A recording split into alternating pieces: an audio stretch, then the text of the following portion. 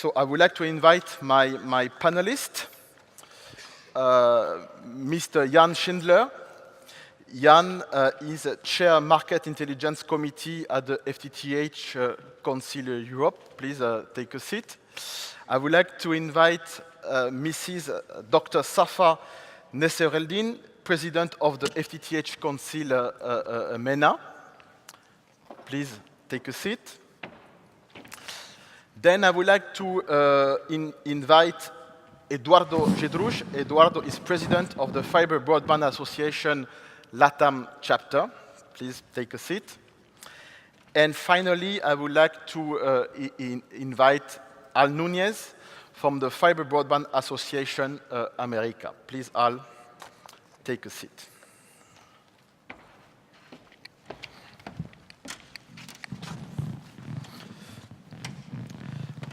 So we have the chance here to have all the parts of the world representing in terms of FTTH or Fiber Broadband Association. It will be the occasion to share the vision of what's happening in the different regions of the world when we're talking about FTTH. I would like to start with you, Jan, if you could comment what is the situation in Europe regarding fiber to the home. Maybe let me start with the first actually good achievement which we have done around the globe, that we started to define a common understanding what we have about what we understand about FTTH and so on, about subscribers. That's just as an addition to your presentation. I think it's very important that we speak all the language, and it took us quite a while to come to common understanding. So I would like to encourage everybody. Ronita was so nice to make a little booklet that you take that home, that you see what we mean when we speak about homes passed, when we speak about penetration rate and so on. And now about Europe. Europe is a very dynamic market nowadays, but very fragmented. We have many countries in Europe, similar to Africa, which we try to understand on an annual basis. Some of these countries, like in the northern regions, are very mature because we deploy already FTTH, FTTB for many years. The leading countries, also from a European perspective, like Latvia, Lithuania, have a quite high penetration rate in terms of, you know, how homes and businesses are connected.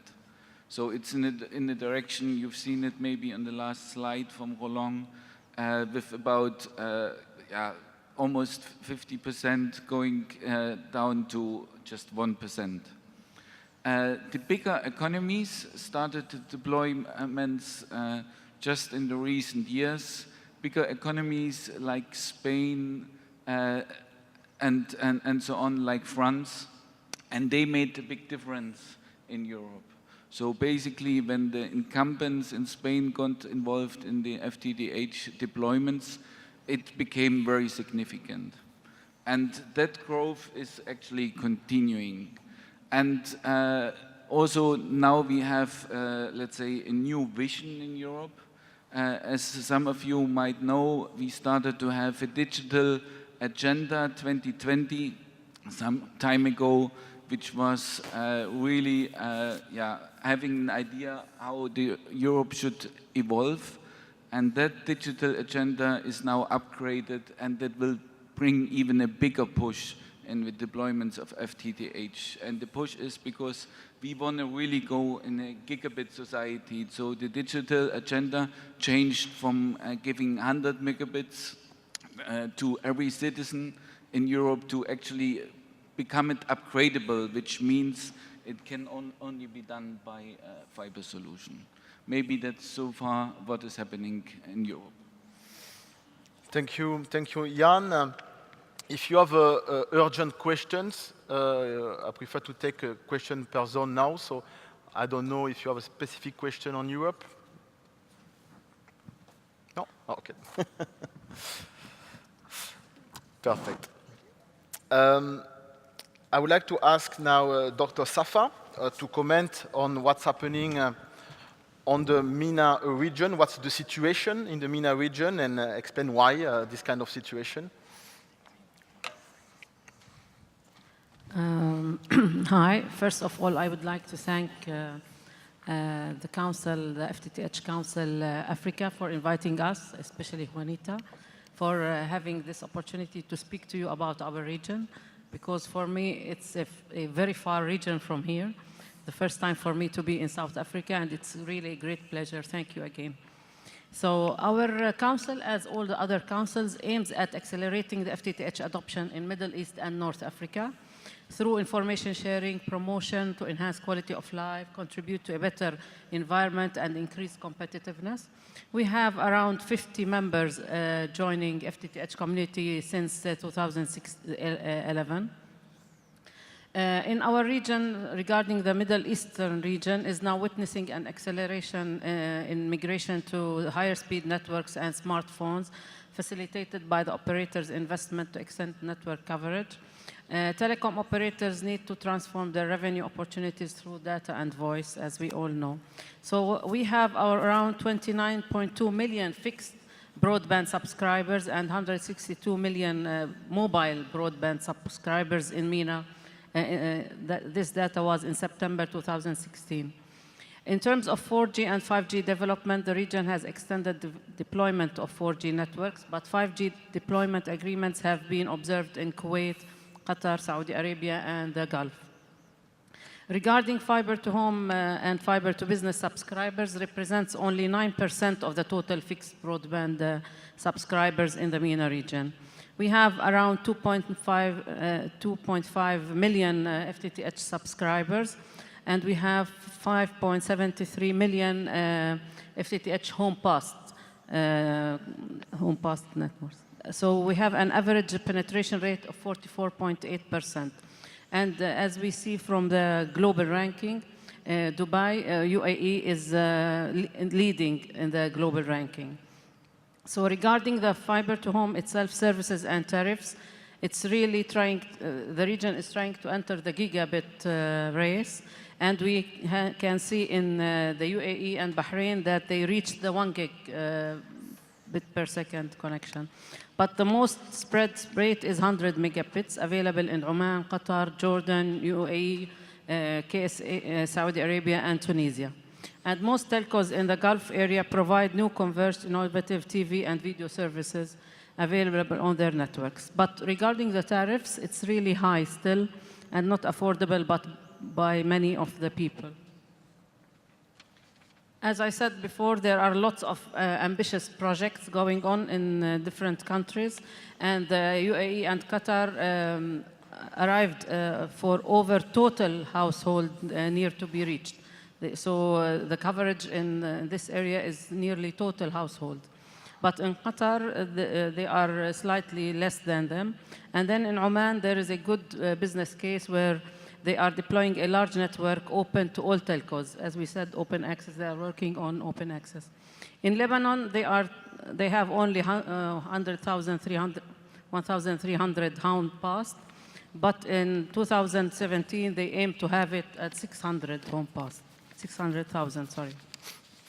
In Palestine, it's a different case also, where we have the electricity company covering some of the cities like Jerusalem, Jericho, Ramallah, Bethlehem, and they have their own network, the fiber network, where they are opening it to the internet service providers. In Jordan, for example, there are more than 30,000 homes connected, and the government has lots of projects to ensure faster broadband comes widely available.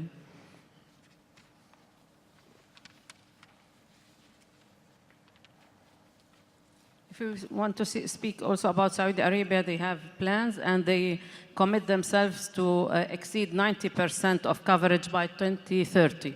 So they are still not as active as the other Gulf countries, but they are committed to do that. So why is there a big difference between the countries? We can see that some of the countries are leading the global ranking, and some countries are still having the plans not really implementing. And I think because they have different strategies to implement having fiber to home. Some of them have already their national broadband network policy and the regulations set and clear for them what to do. But like the UAE, it's state-owned. So the government is paying for everything and can afford having their own network, and that's why they are leading, while they don't have any NBN policy in place. But if we speak about Qatar, it's a private investment, but they have the national policy and regulation in place. For Oman, for example, there is also a private investment, but as we said, it's an open access for everyone, so it's a good business case there. So as a conclusion, MENA region is progressing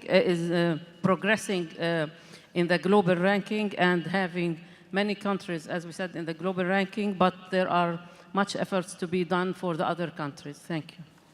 Thank you very much, Dr. Safa. And I will add, if you want to know more, you have to come to Tunis in November to have more information. Any urgent question for Dr. Safa?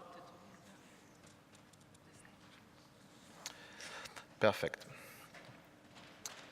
Now I would like to give the mic to Eduardo Jedruch. Eduardo, could you describe us what is the situation of fiber to the home in LATAM region? Okay, thank you. Well, good afternoon, everybody. Thank you, Ram, for moderating this panel, and Juanita for inviting us to represent what is now the Fiber Broadband Association. This is the first thing that I would like to share with you. We have been rebranded. You know, we up to April this year, we were the Fiber to the Home Council LATAM chapter. Now we've been rebranded to Fiber Broadband Association LATAM chapter, following our mother council, which is the Fiber Broadband North America. Well, the reason behind this rebranding is pretty the same that the FTTX here in Africa is widening the scope of the values that we can bring to the industry as network infrastructure converts to fiber, right? Fiber technologies. So in terms of how we see the market for fiber in Latin America, well, globally, as I learned from some reports that Roland shared with me, let's say that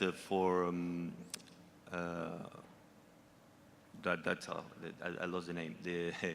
The application that requires more than 30 ultra broadband type of services and application. That kind of services, well, that require this level of connectivity. Fiber is the leading technology to support that type of services. So as I learned from that report, fiber to the home is about 60% of the market share compared with HFC and DSL technologies, right? So in Latin America, and I will try to remember some numbers, some figures, but we are roughly around 5 million. This is the picture that we took in the end of the last year, the end of 2016, same report made by Idate. We were roughly around 5 million in terms of home connected. We were about 24% of growth year over year compared with the previous year, which is 2 digits and is very good and healthy rates. We are about 24 million in home pass, which is 18% of compound growth rate in terms of the previous year, year over year. And the connect rate is roughly around 19.5%. This is our metrics of performance of the network in the region. What we see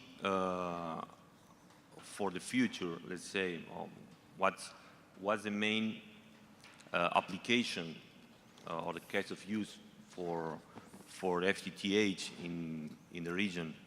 Well, first, I would like to share with you also the forecast we have for the future. We foreseen that we will be doubling the number of home connected by 2021, and as well doubling the number of home passes. We will be roughly around 45 home passes and 8.5 to 9 in terms of home connected. I was telling you about the market, what we foresee for the market. If we split the market in the let's say 3 main players in the region, of course that well, Mexico is leading the region with roughly around 2.4 home connected and 7.5 home passed. There we have Telmex playing the main role with 60% of the market share and 45% of connect rate, which is a pretty awesome number for an incumbent and for an emerging market like Mexico. In the second place we have Brazil, and there we are close to 1.5 million in home connected and 7 million in home pass. In that market we have Telefónica Vivo playing very hardly on that stage, and they have like 60% of the market. It belongs to Vivo, but the connect rate is not that good as the Mexican one. It's just 50% more or less. It's even below our average in the whole region. And in third place we have Uruguay, which is this state-owned company, you know, with a very aggressive plan to take market from the copper. Well, as I said, what we foresee for the future and in the current use case, we see the operators deploying fiber either for greenfield areas, brownfield, overbuild. But the reason behind this deployment let's say for the current situation is about having all these residential subscribers moving into let's say a more requirements type of service, like a heavy user, right? We used to name the heavy user to customers linked with enterprise. Now, for this new habits of consumption of bandwidth, the residential market is becoming a heavy user. So we see for the current situation, we see the operators deploying fiber to bend the curve in terms of bandwidth requirement. For the future, what we see is well, 5G will be the driver for the convergence. This is what we expect to have. We expect to have 5G starting, well, actually it's already starting in the core, you know, with all these mega trends like NFP and SDN, you know, taking place in this part of the network, and then moving into the access network. Related to the access network, as you maybe already know, 5G is much more dense than 4G, you know, and we expect to have like 10 times of small cells, pico cells, and nano cells connected in the network to support the new kind of services that is expected to be running on 5G. All these small cells and access point will be connected with fiber. So we see the capillarity that comes with the FTTH as a driver for the backhaul for the future 5G deployment. This is a big opportunity for operators deploying fiber to think about how they will be converging this network in the future. This is pretty in our situation.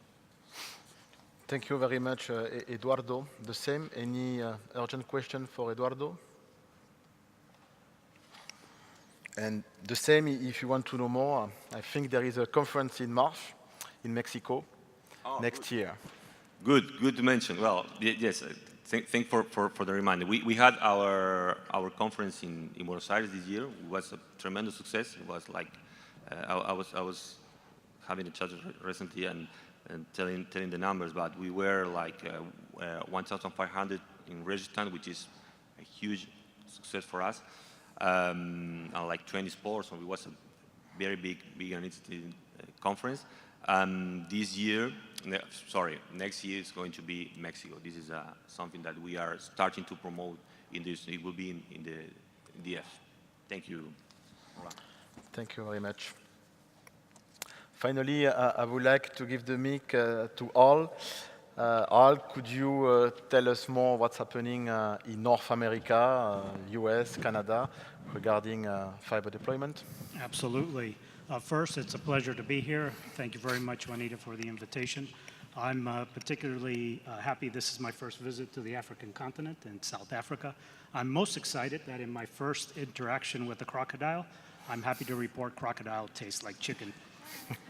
So in going through some of the numbers, I feel like I'm cheating. I only have to cover 2 countries, and it'd be probably no surprise. In the US, we have 30.4 million homes passed and about 13.7 million connected.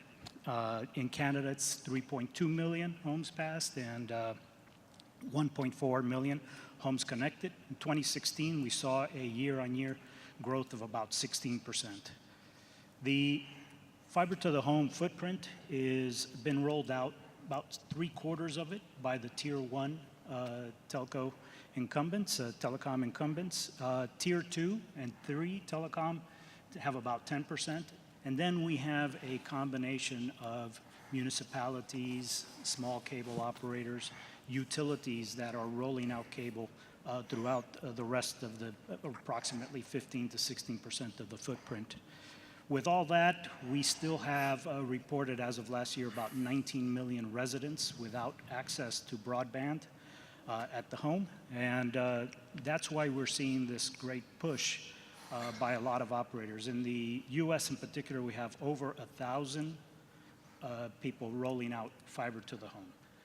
So we have a very large community.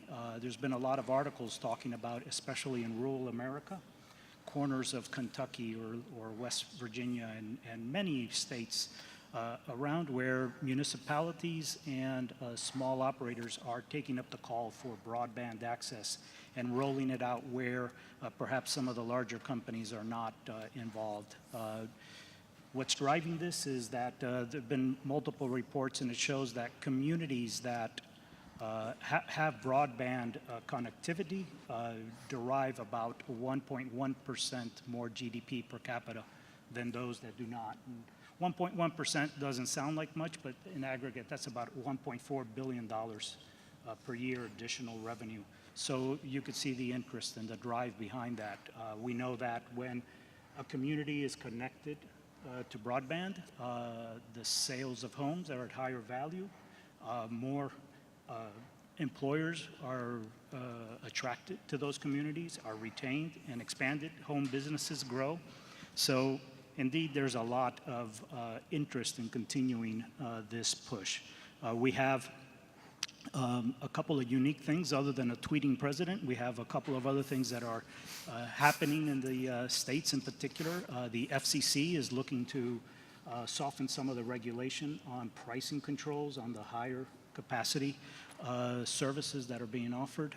There is a new committee to review best practices and ways of working on regulatory control, especially at the local level. And fortunately, the Fiber Broadband Association has been able to support that committee, is getting involved, and we hope to see, maybe some more work on how to help with access to existing poles, ducts, and other areas that will help people rolling out fiber do it a little bit more cost effectively throughout the area. Thank you all. And if you want to know more on Africa, which conference we should go? I would definitely will go America, to, sorry. On America, well, sorry. I certainly would go to all of these, but I invite everybody to Nashville, June 2nd through the 4th. I am sure you will enjoy the Southern hospitality. And the Opryland Hotel is not to be missed, so please come join us.